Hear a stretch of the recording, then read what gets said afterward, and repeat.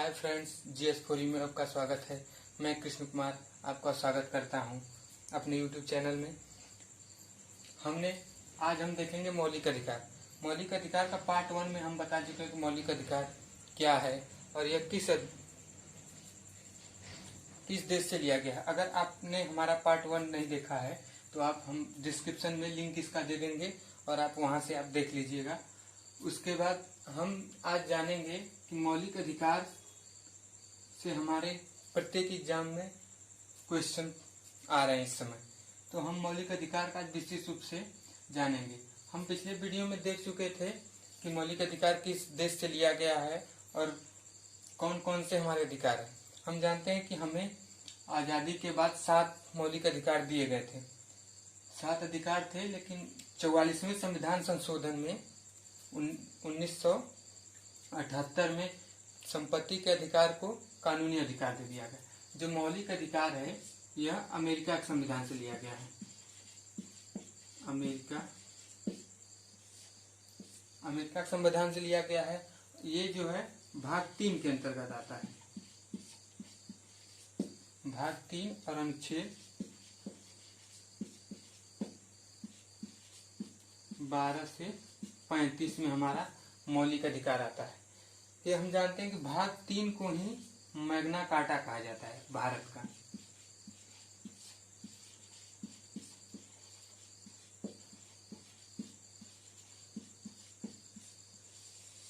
भाग 3 को ही भारत का मैग्ना कार्टा कहा जाता है। हमारे एग्जाम में कभी कभी पूछ लिया जाता है कि भाग 3 को क्या कहा जाता है या भारत का मैग्ना कार्टा किसे कहा जाता है, तो उसमें भाग दे देगा। भाग 3 उस ऑप्शन में भी भाग 3 दे देगा। तो अगर हमें पता रहेगा तो हम भाग 3 लगा देंगे।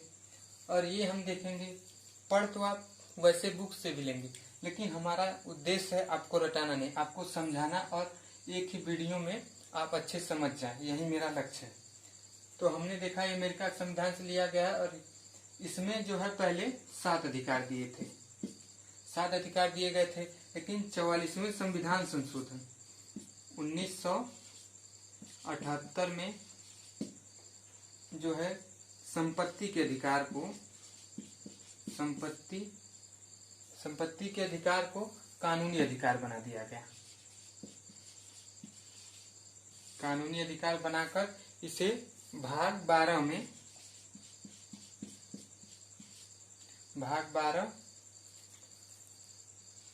अनुच्छेद 300 क के अंतर्गत इसे रखा गया है। अब हमारे पास केवल 6 ही मौलिक अधिकार हैं। आज हम उनके बारे में विस्तृत रूप से चर्चा करेंगे। ये सब तो हम पिछले वाले वीडियो में देख चुके हैं। अगर हमारा पिछले वाला वीडियो आप नहीं देखें तो हम डिस्क्रिप्शन में इसका लिंक दे देंगे। आप वहां से जाकर इस पार्ट 1 को, मौलिक अधिकार के पार्ट 1 को आप वहां से देख लीजिएगा। आज हम देखेंगे स्वतंत्रता के अधिकार से स्टार्ट करेंगे, क्योंकि उसमें समता एवं समानता का अधिकार उसमें देख चुके हैं, लेकिन आज हम थोड़ा सा उसके बारे में भी बता देंगे आपको।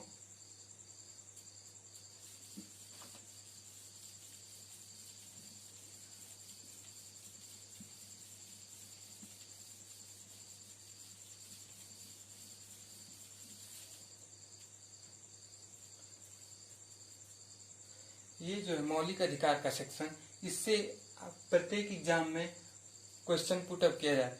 कौन कौन सा सेक्शन इंपॉर्टेंट है मैं आपको इस वीडियो में भी बता दूंगा और उसको चिन्हित भी करा दूंगा।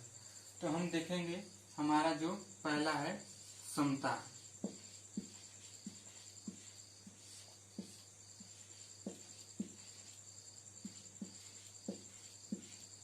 समता एवं समानता का अधिकार, ये हमारा अनुच्छेद 14 से 18 के अंतर्गत आता है। अनुच्छेद 14 से 18। अब इसमें जो है 14 क्या आता है इसके बारे में जानेंगे। अनुच्छेद 14 में विधि के समक्ष समानता आता है। विधि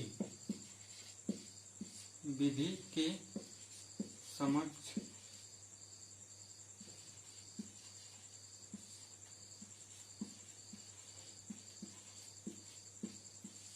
जो 14 है विधि के समक्ष समानता है। विधि के समक्ष समानता से है इसमें सबको समान विधि के अंतर्गत रखा जाएगा, कानून का दिया जाएगा सबको एक समान। और जो हमारा अनुच्छेद 15 है उसमें धर्म, मूल, वंश, जाति,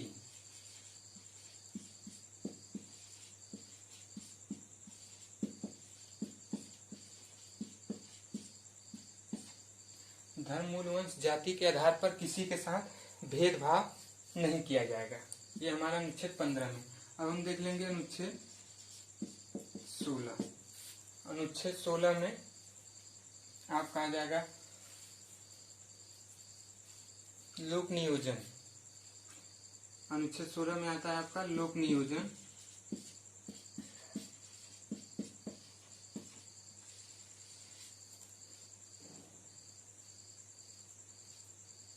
लोक नियोजन के विषय में अवसर की समानता।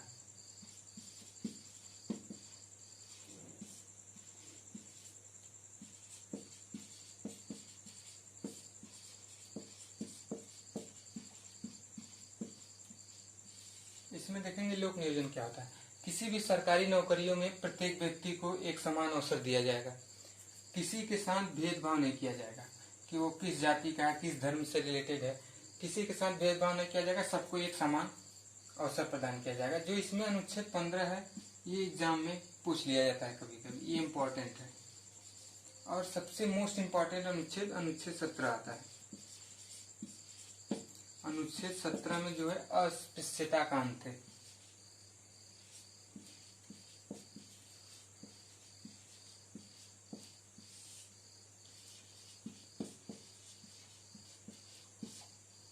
अस्पृश्यता का अंत होता है जैसे छुआछूत, किसी भी जाति धर्म के साथ छुआछूत या भेदभाव जो मानते हैं वो इसका अंत होता है अनुच्छेद 17 में। एग्जाम में ये बार बार लगभग हर एग्जाम में पूछ लिया जाता है अस्पृश्यता का अंत किस अनुच्छेद में, अनुच्छेद 17 के अंतर्गत कौन सा इसमें अधिकार आता है।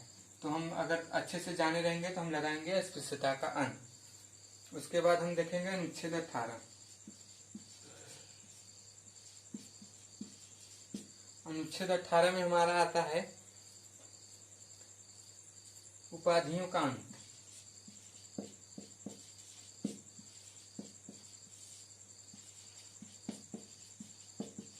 उपाधियों का अंत मतलब कोई भी व्यक्ति किसी दूसरे राज्य से, किसी दूसरे देश से कोई भी सम्मान नहीं ले सकता जब तक कि वो राष्ट्रपति की अनुमति न उसको दिया जाए।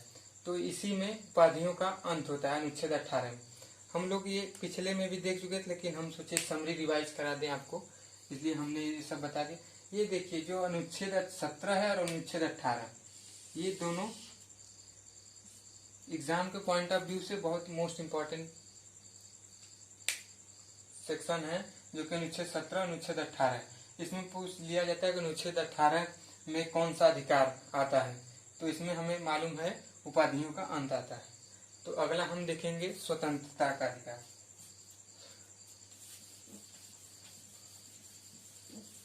हम जानते हैं स्वतंत्रता का अधिकार। स्वतंत्रता का अधिकार हमारा 19 से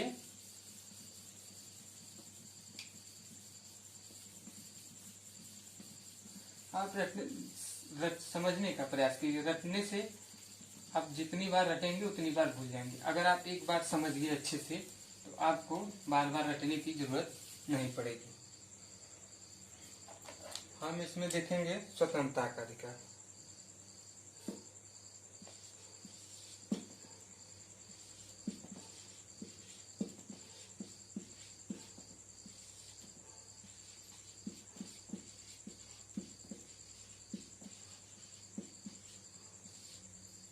स्वतंत्रता का अधिकार हमारा 19 से 22, अनुच्छेद 19 से 22 के अंतर्गत आता है। इसमें हम देखेंगे अनुच्छेद 19।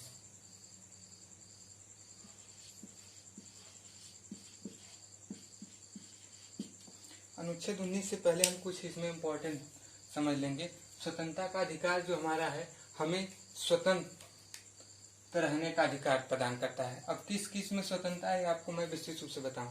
19 जो होता है यह हमें प्रदान करता है वाक्य एवं अभिव्यक्ति का।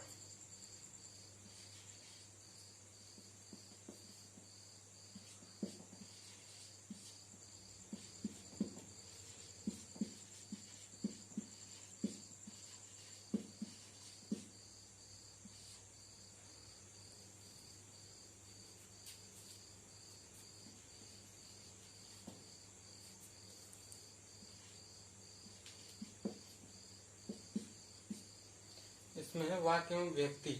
वाक्य एवं व्यक्ति का मतलब है कि हमें किसी भी जगह पे बोलने और अपने विचारों को अभिव्यक्त करने का स्वतंत्रता प्रदान करता है। इसमें हमारा जो है 6 आते हैं जो हमें स्वतंत्रता इसके अंतर्गत मिली है वाक्य एवं व्यक्ति में। इसमें ही प्रेस की स्वतंत्रता भी है। अनुच्छेद 19 में ही प्रेस की स्वतंत्रता प्रदान की गई है।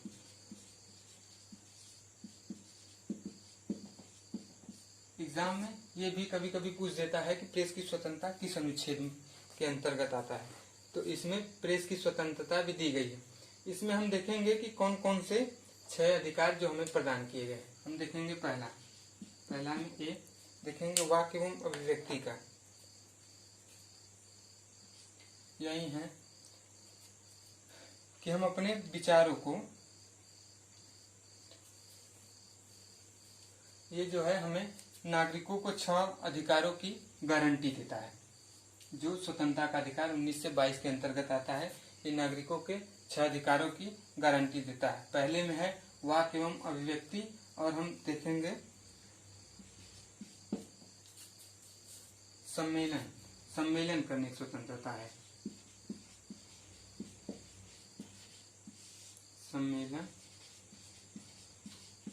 करने की स्वतंत्रता। सम्मेलन मतलब किसी भी जगह हम सभा कर सकते हैं बिना हथियार के, बिना किसी को नुकसान पहुंचाए हम अपना सम्मेलन कर सकते हैं। और सी के अंतर्गत आता है संघ। इसमें आता है संघ बनाने की स्वतंत्रता। संघ का मतलब है हम अपना एक ग्रुप बना सकते हैं। ग्रुप में क्लब कुछ भी हो सकता है, वो संघ बना सकते हैं। और इसमें अब डी देखेंगे चौथा में क्या है हमारा, संचरण करने की स्वतंत्रता है।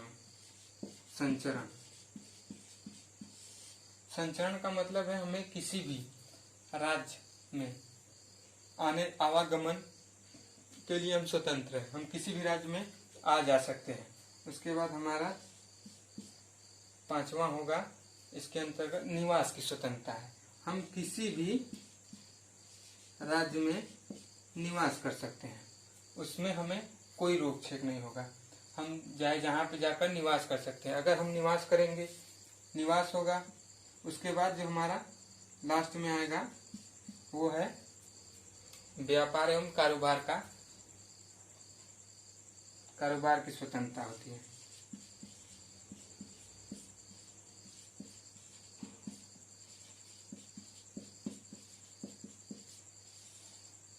व्यापार एवं कारोबार का मतलब है कि हम अपनी जीविका चलाने के लिए कोई भी उद्योग या धंधा कर सकते हैं। इसके लिए हम स्वतंत्र हैं। अब हम इसको देख कैसे याद करेंगे, हम इसका कीवर्ड पकड़ेंगे। जैसे हमारी कोई बात है, कोई नहीं सुन रहा है, तो हम शांतिपूर्वक अभिव्यक्ति कर सकते हैं। उससे नहीं हुआ तो हम सम्मेलन करेंगे, भीड़ जुटाएंगे। उससे भी नहीं हो रहा तो हम संघ बनाएंगे, लोगों का एक संघ बनाएंगे। अगर वहां भी हमारी बातों की सुनवाई नहीं हो रही है तो हम क्या करेंगे, कई जगह अलग अलग जगह पे जाकर अपनी बातों को अभिव्यक्त करेंगे। अगर अलग अलग जाएंगे तो वहीं पे हम निवास करने लगेंगे कहीं एक जगह, तो निवास करेंगे तो निवास करने के लिए हमें रोजी रोटी चलाने के लिए कुछ चाहिए, तो हम वहाँ पे व्यापार करेंगे। तो हम ये देखिए जो जो इसमें इम्पोर्टेंट है उसको हम समझ लिए, तो हमें याद करने की जरूरत नहीं है अगर हम एक बार इसको समझ गए तो। अब हम इसको अच्छे से देख लें आप लोग, तो इसको हम इरेज कर देंगे। इसमें आप देखेंगे प्रेस की स्वतंत्रता है। प्रेस की स्वतंत्रता ये भी इम्पोर्टेंट है कि किस अनुच्छेद के अंतर्गत आता है।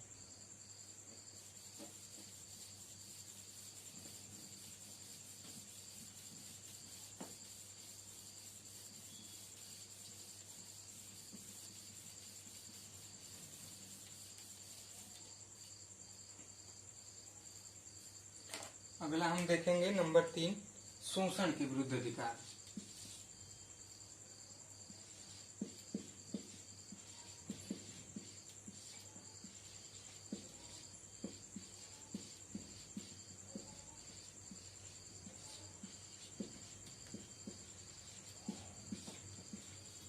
शोषण के विरुद्ध अधिकार हमारा किस अनुच्छेद के अंतर्गत आता है? अनुच्छेद 23 और 24। शोषण के विरुद्ध अधिकार हमारा अनुच्छेद 23 और 24 के अंतर्गत आता है।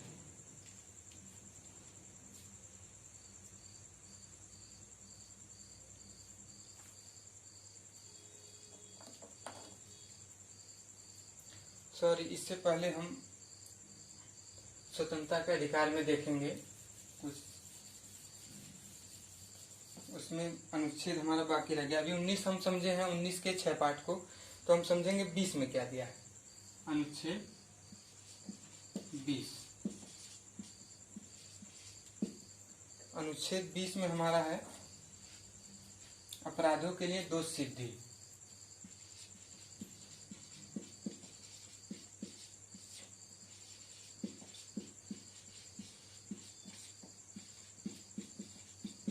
अपराधों के लिए दोष सिद्धि, किसी भी व्यक्ति को एक दोष सिद्ध नहीं होने पर उसे अपराधी घोषित नहीं किया जा सकता है, और एक व्यक्ति को एक अपराध के लिए एक ही बार उसको दंड देने का अवसर प्रदान करता है। इसमें अपराधों के लिए दोष सिद्धि, इसमें किसी भी व्यक्ति को स्वयं के विरुद्ध गवाही करने को बाध्य नहीं किया जा सकता है। यही हमारे अपराधों के लिए दोष सिद्धि का के बारे में विवरण है। अब हम देखेंगे अनुच्छेद 21।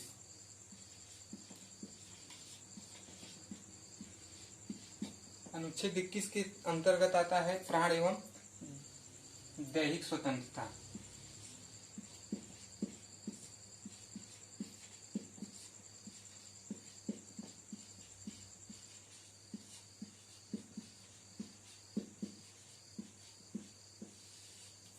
अनुच्छेद 21 में आता है प्राण एवं दैहिक स्वतंत्रता। इसमें हमारा जीवन रक्षा का अधिकार आता है और हमें आश्रय का अधिकार। इसके अंतर्गत जीवन रक्षा, आश्रय का अधिकार और 14 वर्ष से कम उम्र के बच्चों को निःशुल्क शिक्षा का अधिकार हमारा 21 के ही अंतर्गत आता है। प्राण एवं दैहिक स्वतंत्रता के अंतर्गत ही निष्पक्ष रूप से हमारे किसी भी केस की सुनवाई की जाती है। और इसमें ही एक अनुच्छेद है 21 क, जिसमें आपका शिक्षा का अधिकार दिया है। शिक्षा का अधिकार, इसमें शिक्षा का अधिकार के अंतर्गत ये आता है कि 6 से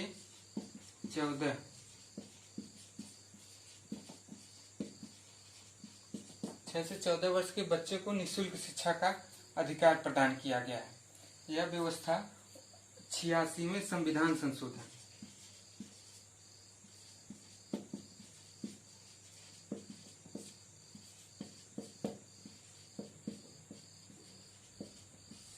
यह व्यवस्था 86वें संविधान संशोधन 2002 के अंतर्गत व्यवस्था की गई है।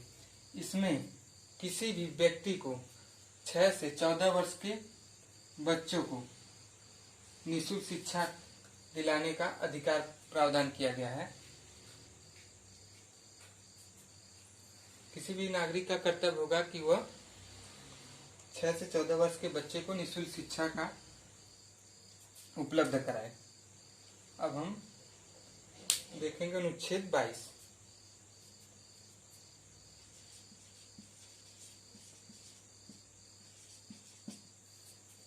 अनुच्छेद 22 के अंतर्गत हमारा आता है गिरफ्तारी में संरक्षण। गिरफ्तारी में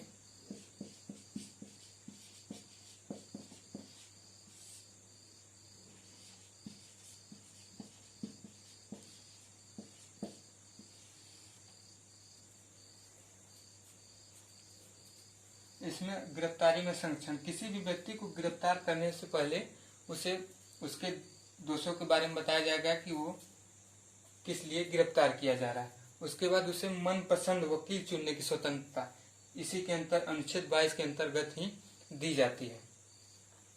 और इसमें जो है किसी भी व्यक्ति को 24 घंटा के अंतर्गत, जैसे आने जाने के समय को छोड़कर, उसे मजिस्ट्रेट के सामने पेश करना होता है उसके केस की सुनवाई के लिए। कोई भी चौकी थाने पर उसे नहीं रह सकता है, उसको 24 घंटे के अंदर मजिस्ट्रेट के सामने उसको अनिवार्य रूप से पेश करना ही होता है। तो एग्जाम में ये भी जो 21 है ये इम्पोर्टेंट है। आपका ये संशोधन भी पूछ सकता है और किस वर्ष हुआ है ये भी पूछ देता है, और कितने से कितने वर्ष के बच्चे को शिक्षा का निःशुल्क अधिकार दिया गया है ये भी पूछ देता है। अब हम अगला देखेंगे, स्वतंत्रता का अधिकार हमारा हो गया। हम देखेंगे शोषण के विरुद्ध अधिकार, कि किस किस जगह शोषण होने से उसके विरुद्ध हमें अधिकार दिया गया। इसीलिए मौलिक अधिकार का जानना प्रत्येक व्यक्ति को जरूरी होता है।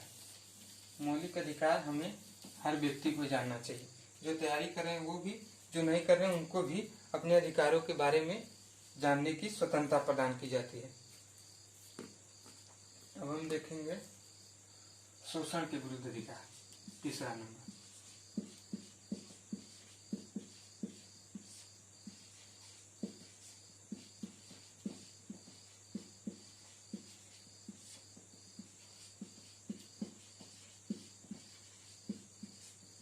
शोषण के विरुद्ध अधिकार हमारा अनुच्छेद 23 और 24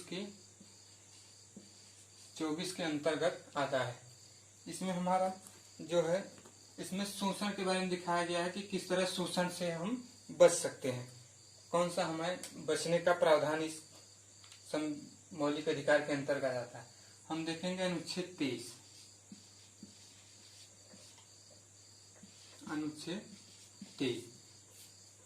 अनुच्छेद 23 के अंतर्गत हमारा बलात् श्रम पर प्रतिषेध है।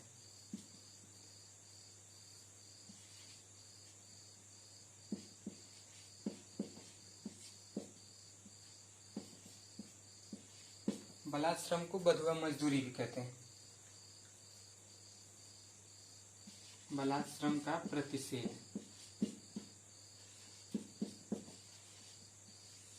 ये हमारा अनुच्छेद 23 के अंतर्गत हमें प्रदान किया गया।